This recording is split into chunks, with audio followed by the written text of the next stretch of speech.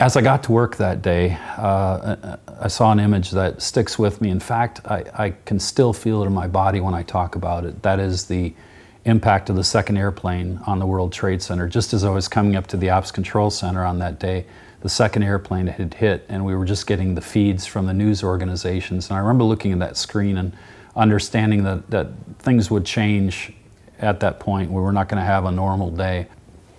At that point, we had to understand what was happening in the entire airline and had to make decisions based on the knowledge that we had. About that time, as we were looking at Flight 93 and there were some erratic movements in the airplane, it was obvious that something was going on in the cockpit, and shortly thereafter that airplane crashed.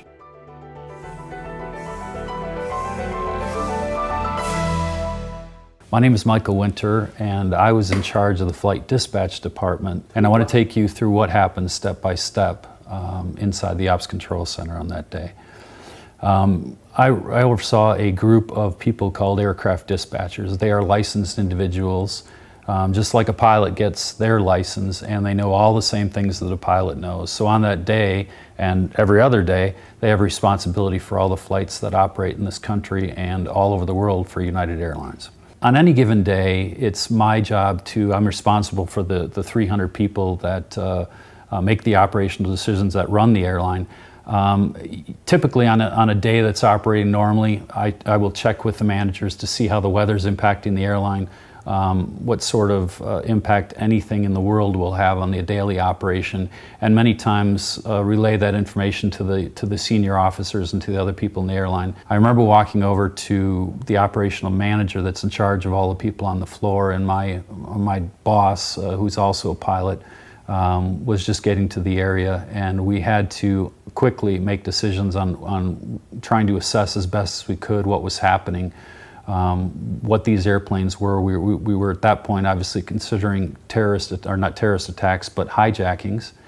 And we started talking to air traffic control system to find out what they knew. We were talking to all the operational managers to try and assess any information or knowledge that they had so that we could understand the impact. About that time, we sent out a message to all of the flights to try and understand if there was anything else going on. And about that point is when we understood that Flight 93, United Airlines Flight 93 that ended up crashing in Shanksville, Pennsylvania, was being affected as well because they weren't answering our messages that we were sending to the cockpit. We also saw the airplane turning around and heading back towards the East Coast, so we were thinking obviously that situation was abnormal and not good. At that point, the government was calling us and asking us what was happening, so we were trying to feed them information as well.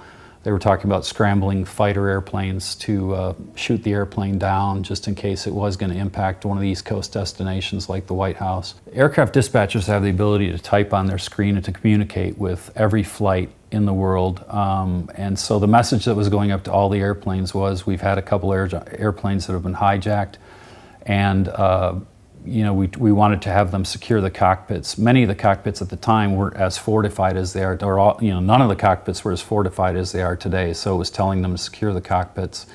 And the interaction was, of course, many of them sending messages back asking for more information. So the goal of the dispatcher was trying to feed them as much information as possible, and then finding airports that could actually handle the airplanes. Because many of the airports where we had to land weren't suitable, or weren't intended, should I say, for those type of airplanes, for passenger airplanes to be landing at those airports. After we understood that there were airplanes being taken over by individuals, and at that point obviously we weren't sure who they were, but we had to try and figure out if there were any other airplanes in that situation. So we sent out messages to all the airplanes, and any ones that didn't respond back, we then isolated and tried to understand if there was an issue with those flights.